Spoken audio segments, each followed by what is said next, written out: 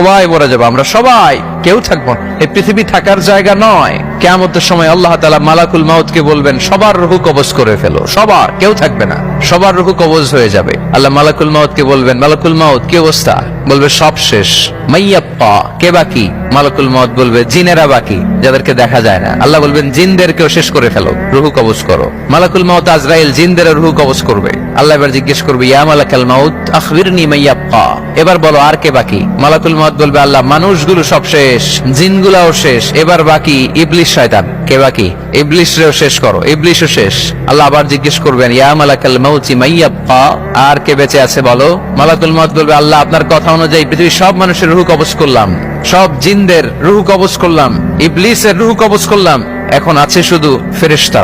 আছে কারা? যাও ফেরেশতাদের রূহ কবজ করো। ফেরেশতাদের রূহ কবজ হয়ে যাবে। এবার আল্লাহ জিজ্ঞেস করবেন, ইয়া মালাকাল মাউত আখবিরনি মাইয়াপ্পা।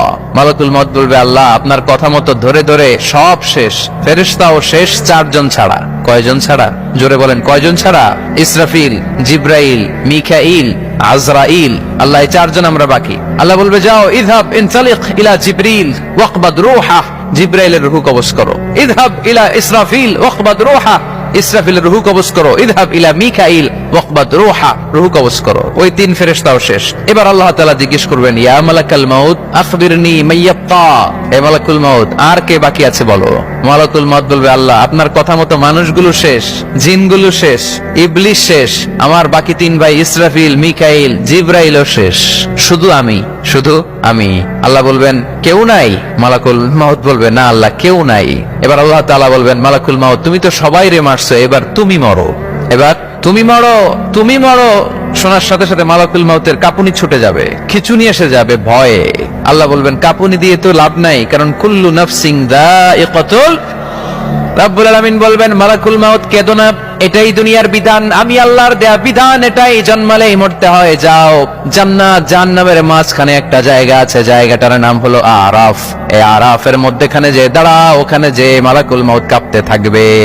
মালাকুল মাউত বলবে, আল্লাহ সৃষ্টির শুরুতে যদি জানতাম, সৃষ্টির শুরুতে যদি জানতাম সবাইকে মৃত্যুদান করার পরে, রূহ কবজ করার পরে আমাকেও মরতে হবে, তাহলে এই কঠিন দায়িত্বের ব্যাপারে আপনার কাছে ক্ষমা চাইতাম।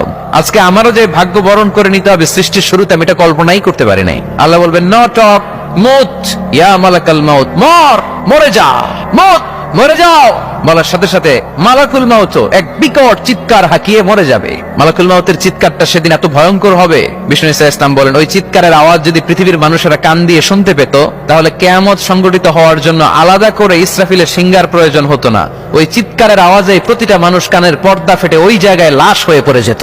এবার ডানে বায়ে, সামনে পেছনে, উপরে নিচে কেউ নাই, একজন ছাড়া। জোরে বলতে হবে, তিনি কে? আল্লাহ তখন পৃথিবীকে একটা ডাক দিবেন, বলবেন, ইয়া দুনিয়া আইনা আনহারুকি, এই পৃথিবী তোর নদীগুলো কোথায়? ইয়া দুনিয়া আইনা আশজারুকি, এই পৃথিবী তোর গাছগুলো কোথায়? বটতলা।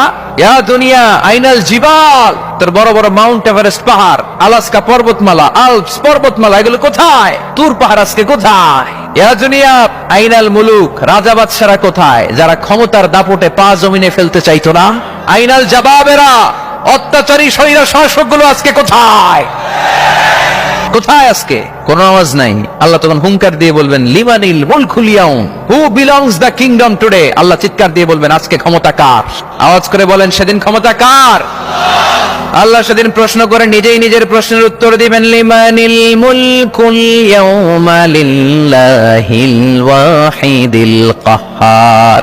সেদিন ক্ষমতা দুনিয়ার কোন রাজার নাই, কোন বাদশার নাই, কোন স্বৈর শাসকের নাই, কোন সুলতানের নাই, কারো নাই। সেদিন ক্ষমতা চলবে একজনের, তিনি কে? তার নাম হচ্ছে রহমান। তার নাম কি? আরো জোরে বলেন, কি নাম? এজন্য রহমান কারে বলে আজকে চিনতে পারছেন? তার দয়ার শেষ আছে? তার ক্ষমতার কোন কুল কিনারা আছে? তার ধন ভান্ডারে কোনো কমতি আছে?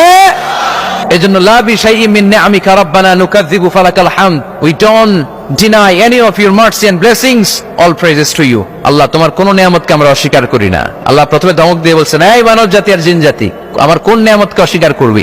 আমরা বলি কোনটাই অস্বীকার করি না। সকল প্রশংসার মালিক একজন, তিনি